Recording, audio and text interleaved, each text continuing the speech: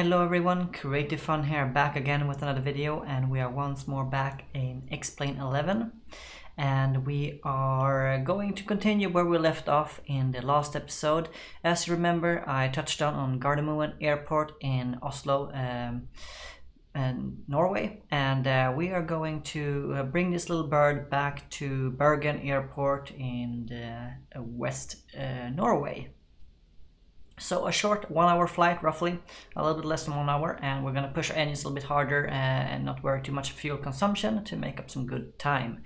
But as you can see, things are a little bit different than when we arrived. For starters, there's an actual airport at Gardermoen now, and not just some pavement textures or some gray textures, but an actual full-sized airport, a bunch of aircraft standing by the gates. We have lights here, we have different cloud effects and so on. So I just want to talk a little bit about what I consider perhaps maybe a fully maxed out version of X-Plane, which we're flying now. So for starters, the airplane we're flying is actually quite different. This is the MD-88 by Rotate Sim. It's a payware aircraft, so this is not the stock MD-80. And at first glance, it might look very similar. However, it is indeed very much different in terms of visual fidelity. Everything is just much higher level. Textures are higher resolution, the cockpits are higher 3D models and so on. It just looks better than the stock MD-80 in Explain. Another thing, let's see if you can hear this actually. Take a listen.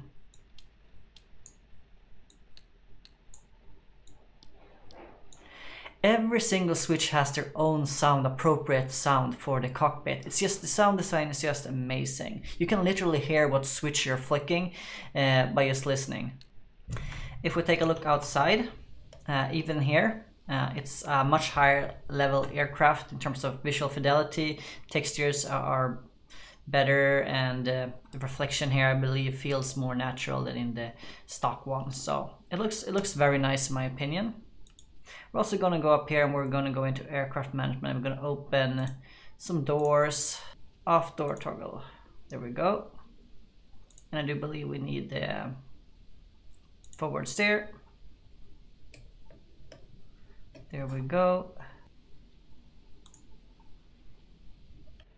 It's fairly easy to install the custom scenery once you got the hang of it. There is, however, a lot of faffing about. It takes time to do the research, it takes time to locate the custom scenery. I've used a little bit of something called Ordo for XP, which download satellite imagery and remap the roads and the 3D model for the scenery. Very good, very time consuming. So it's not extremely expensive to get X-Plane to look this fancy, as we're going to see as we fly out. But it does cost money and it does cost a lot of time. Another thing that we're going to have a look at a little bit closer as we take off is the weather engine. Now I have purchased the weather engine X Enviro, and it is a weather and cloud engine, so it generates clouds and does also simulate weather, including sound, as you can see now as it's raining outside here.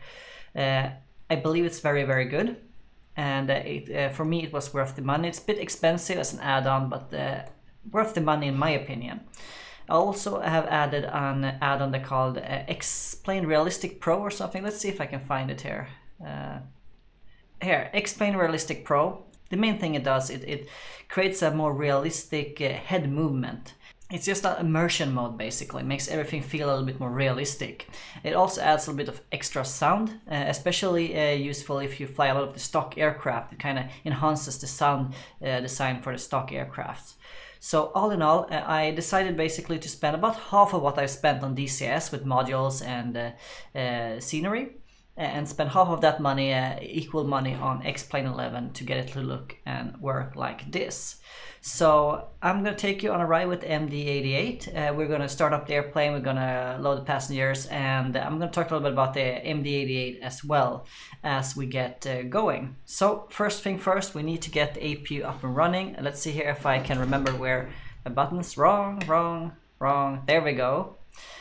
So let's get to the overhead panel here. We're going to do a manual start, but I'm not going to bother with external power. So the buttons work a little bit differently in the Rotate Sims MD-88 than it does in stock. So you kind of have to take a hold of it and grab and move, which is, I feel, it's a bit more immersive.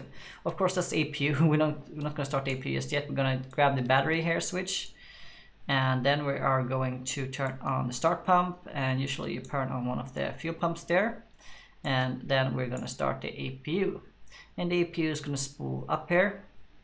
So we got a bit of power going here now, so the APU is on. So the first thing we're going to do is going to set up and align our navigation system. So we're just going to pull this one here, it's a rotating knob, and we're going to go to position initiating, and this is a custom FMS or a CDU it's called in the MD80. So it looks a little bit different than the stock X-Plane one. So we're going to set the reference airport is ENGM here, Echo November Gamma Mike, and we're going to punch that in. As you can see here, the aircraft is a little bit alive. We have the APU noise, we have lights around the aircraft. Looks really nice actually. So that's it. I believe our navigation system is aligned because I can see that we got the compass indicator right here. So we're actually going to activate this route. And then we're going to execute it, and we're going to go to pref init. I'm going to check our fuel status. It's good. And we're going to get our V1, VR, and VT. Yes, let's go with ATLAP. That is fine. So, there we go. I'm going to click away this one here. We are going to set ourselves to plan here. You can see our flight plan, and I'm just going to jump back and forward here, make sure that everything looks good. That looks nice. Then we have a rather complicated entry point for Garden Moon. That looks nice. So now discontinue this, everything looks great. Let's head back to map. So we are prepared, and we believe the aircraft has completed boarding. So boarding completed. So we're going to menu here. We're going to just close. We're going to close the forward stairs. We're gonna open or close the off doors.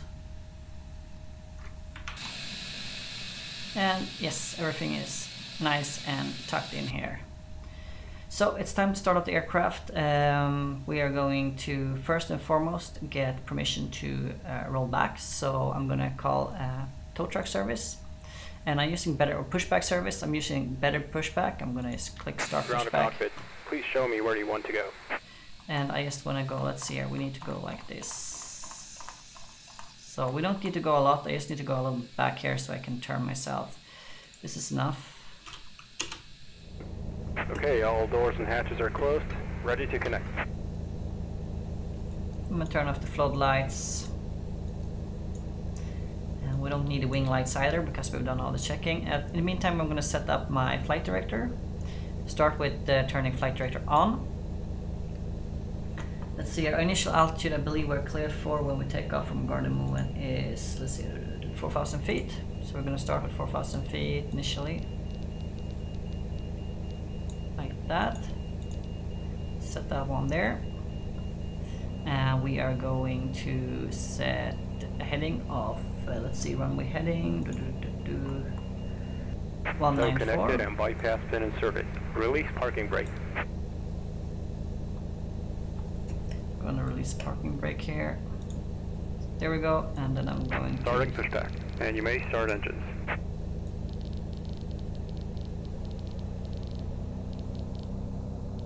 There we go, set heading. Start. But we pushed back, released the parking brake. We're just waiting for the engines to spool up here, and we're going to get going to runway 19 right. So quick check here. I'm going to check my checklist. APU off, lights, flaps, V-speed, flight director, galley on, QNH, heading SICT. Let's go.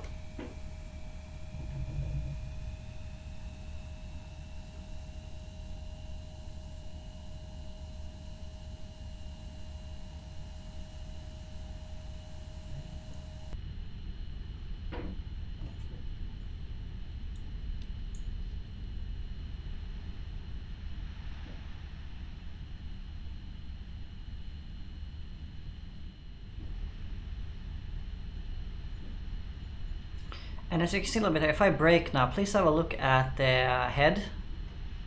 It goes down a little bit, like the view here. And that's, I'm not wearing track IR here. It's just that it's the X Realistic Pro, I believe it's called.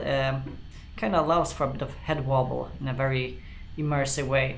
So we're going to see that more when I'm turning with the aircraft.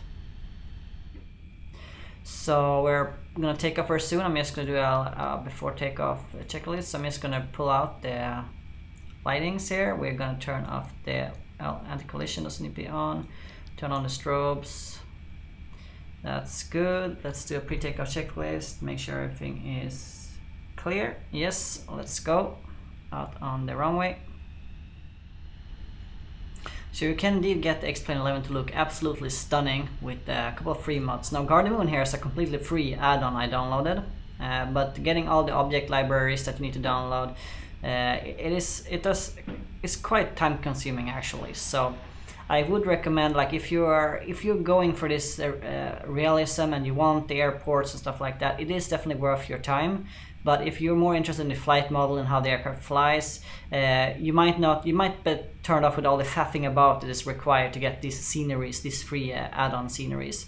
The payware scenery usually comes with your own object library, so you don't have to worry much about it. Now let's take off without any further ado. So I'm gonna go max throttle, turn on the auto throttle, and release.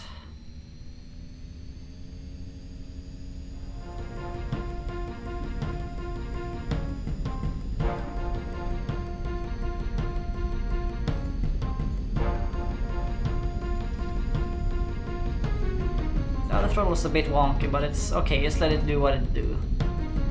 So we're coming here, we're gonna reach 140 very soon. V1, rotate. And we're up. Gear up. Positive rate. So everything looks good. Off with our lights here.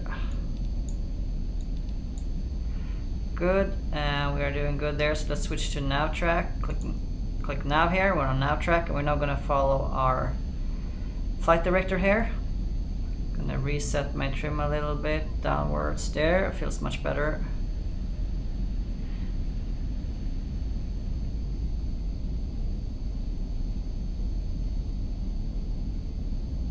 We're turning here. As you can see, as I turn now, the head actually turns with us, which I think is pretty amazing. So we're looking down here to the right as we're turning, and that is done completely by X Realistic Pro.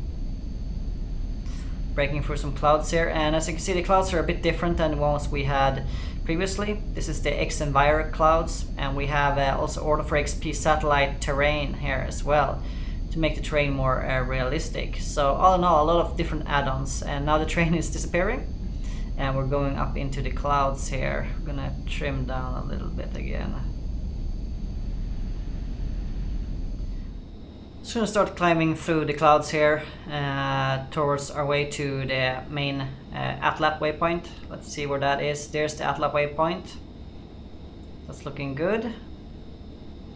And we're passing the cloud coverage here. You can see clouds are sticking up. We'll have a look around.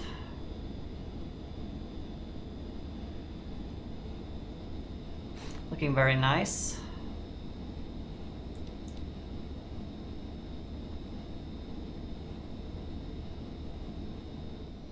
So as we do our turn here, I'm going to start the autopilot and we're going to climb to cruise altitude shortly, and then we are going to, well, prepare for the approach.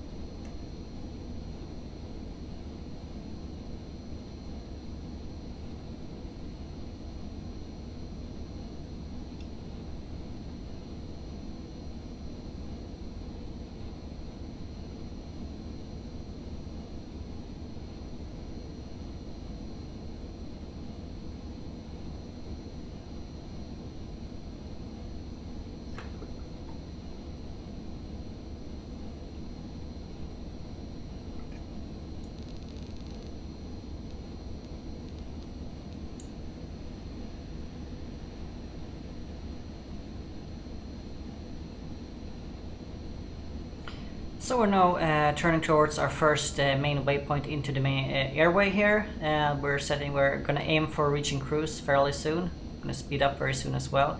And we have a lovely view of some mountains sticking up off the clouds. And as you can see here, as we turn, the head turns with us, and when the turn levels out, the head is gonna move back forward. So it's very nice, this extra realistic pro. It creates a lot of nice immersion when you're flying, and it's actually quite helpful too when you're turning.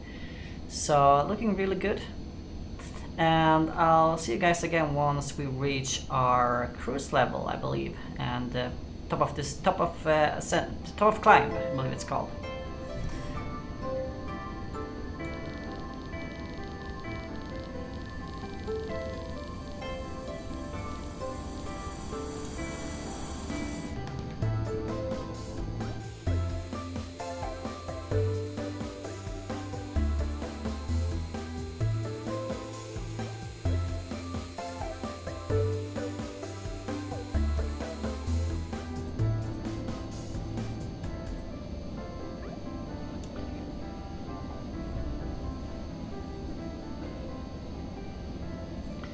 So we reach our cruising altitude and our top of climb, and as you can see here, it's pretty short distance to our top of descent. So once we reach the top of descent, we're going to start descending. So we're not going to spend many minutes here in this cruise altitude, but we have basically reached our cruise speed and we have reached our cruise altitude. So we're just going to carry on like this. And I guess like if you were a captain, the announcement would go something like, "Ladies and gentlemen, this is your captain speaking. We're now reached cruise altitude at 28,000 feet. We're heading straight towards Bergen at 320 knots. And the weather currently right now is cloudy with a little bit of turbulence. So prepare to fasten your seatbelts as we start our descent in a couple of minutes. Thank you very much." Maybe something like that? I don't know. So we're going to start entering our top of descent, and that means we're going to start lowering altitude and speed and whatnot. So we are first going to set our altitude. Target altitude is going to be 15,000 feet. Initially, we are going to set our vertical speed in a second here. And we're also going to pull down the speed a bit to around 300 knots here, so we don't overspeed as we start our descent. And I'm going to start bringing her down for descent. We're going to start very slowly, around 1,000 feet per minute. Just see how we're doing with speed and descent right here. We can start to see some lights down here. Probably roads. Zoom in a bit. Very nice. So we're definitely passing over Bergen now. Too bad that we cannot see much of the scenery. Only the lights through the clouds here.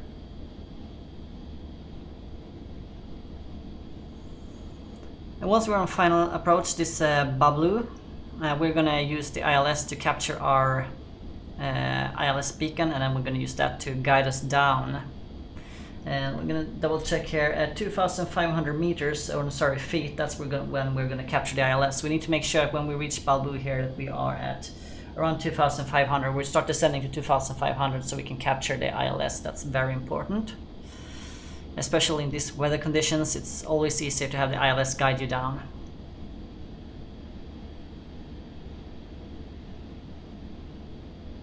So we're already gonna turn in here, and I'm going to start descending a bit just to get us down. I'm gonna zoom in a little bit here so we can get some good readings. We have 6,000 feet, flight level 6 is set here, and that looks good.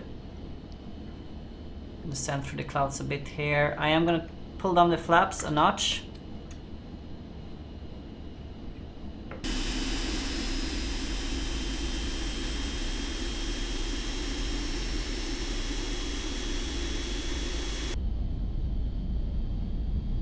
We're above Bergen Archipelago here and the fjords. Too bad it doesn't offer us a very nice view, but hey, this is what we have.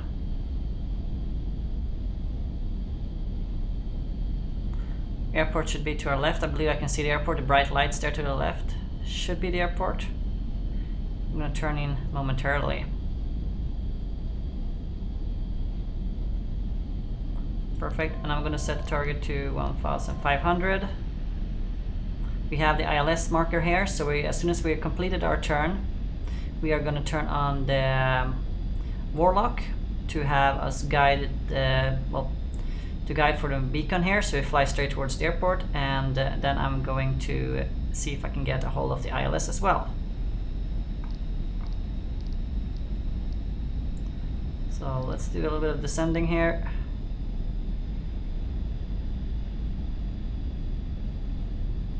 Go for Warlock. And it's gonna adjust itself. There we have the visual on the airport, that's great. I'm not gonna turn off the autopilot until we're perfectly through the clouds at the very least. Because, you know, visibility can be fleeting when you're in the clouds here. Suddenly you see everything clearly and then boom, a little bit of clouds and it's not so clear. So but that looks good, we are on track, we have ILS, and let's see if we can capture the ILS marker. We are approaching 2500 there. I am gonna punch in the ILS here. See if we can get an ILS track and get a descent. It's looking good, we're descending here, that's perfect. Let's see how's the glide slope looking. We have don't have GS track, we should have GS track here. There we go, GS track, we have glide slope track, that's perfect. That's absolutely perfect, and we're gonna proceed in like this. We're gonna slow down eventually, but not quite yet. Let's see if I can arm the auto brakes or if I have to wait until I pull out the gears. Nope, I probably have to wait until the gears are out for that. But everything looking fine actually. We're going to touch down momentarily. I am going to slow down to around 140. Let's say 150. Let's get the flaps up another notch here.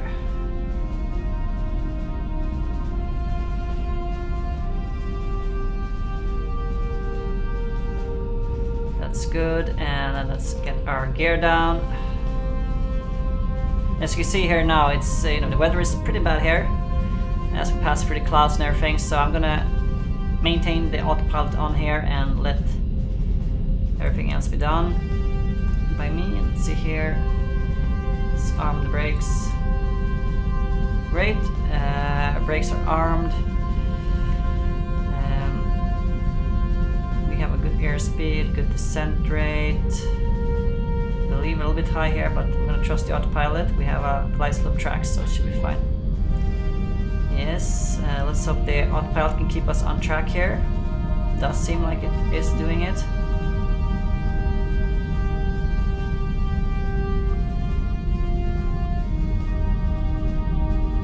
As you can see, we dropped speed almost immediately from 200 to 150, like almost instantaneously. I got off the gears and put down the flaps.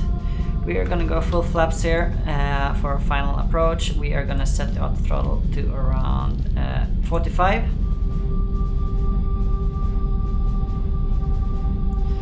So that's good. I'm going to deactivate the autopilot. Everything looks nice there. We're a little bit low here, but I want to have some time to flare.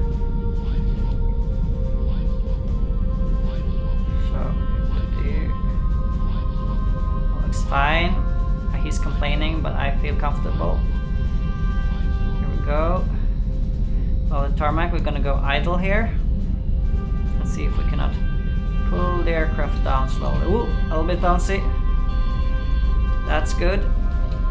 That's a bit bouncy, but that's fine. Spoiler deployed. Now we're braking. That went fine, I would say. Let's retract the spoilers. Definitely a bit different, right? This is a freeware add-on I bought. It's a really good one. It looks just like Bergen Airport. I've been here hundreds of times throughout my life, and it's just an amazingly beautiful airport, in my opinion. Very cramped actually. They're building a new terminal area over here. Very cramped airport, but still a very nice airport to be in.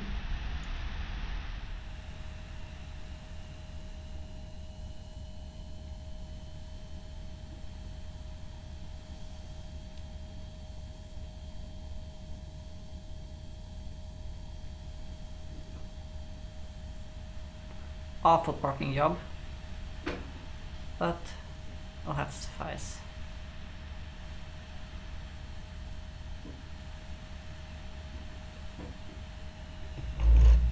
So that was a flight with perhaps what I would like to call a fully maxed out X-Plane 11 with custom scenery, both payware and freeware scenery.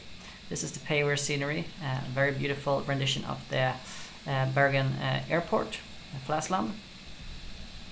My extremely awful parking job there as well. So anyway, this will be the last part for this X-Plane DCS guy's impression of X-Plane. So I'm just going to leave it a couple of finishing thoughts. I do believe X-Plane is the right choice to make if you're a DCS pilot and you want to try out some passenger airline. The entry price is pretty low. The stock sim is actually very well stocked out, I believe. Quite a lot of features, very nice airplanes to fly in the stock sim, fairly nice weather effects, terrain effects and so on. Especially if you go to some of the major airports or major cities, it looks pretty decent in my opinion. You can custom it up if you want to have more immersive experience with a couple of payware add-ons such as the X Realistic Pro, which adds the camera shake or head shake very realistically. You have the ENBR weather engine that does give the clouds and the atmosphere a bit of an additional realistic touch. A very nice thing, I believe, in my opinion at least. And of course there's a lot of custom airports, both freeware and payware, that you can just enjoy. Yeah, so there's plenty of places to spend your money, especially if you take a look at the payware aircrafts like the Rotate MD-88 here. It's absolutely amazing. It's just as detailed and as well developed as any of the study level aircrafts in DCS. Compare this to A10 or the up and coming F-18 or the Viggen and so on. The sound design is amazing, lighting, textures, everything is just superb, absolutely superb. I'm gonna have a look at some more payware aircrafts in the future with X-Plane as once I have mastered this aircraft. But for now I'm still learning this. I haven't even touched the included ATC. There's a fully featured ATC that will give you proper ATC commands for takeoff, taxi and approach and all that. I haven't even touched that yet. I'm still not quite there yet. I'm not as comfortable flying this aircraft as I need to be to also take into account the ATC and the radio frequencies. Anyway, a huge thank you for watching this series and a huge thank you for watching this video. Don't forget to subscribe, like this video, please leave a comment, check me out on Twitter at RealCreativeFun on Twitter, and as always, have a good day and a good night, and I'll see you guys in the next video. Goodbye.